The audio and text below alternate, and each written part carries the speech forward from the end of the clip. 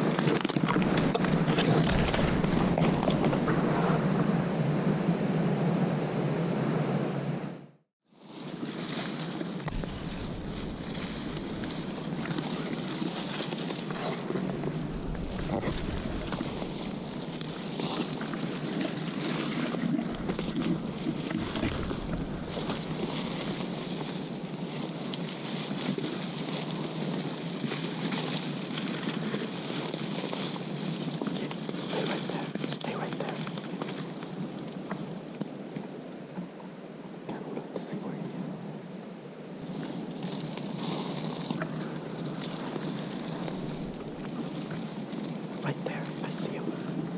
That black squirrel, right up there. You see it? You see that black thing up there? You see it?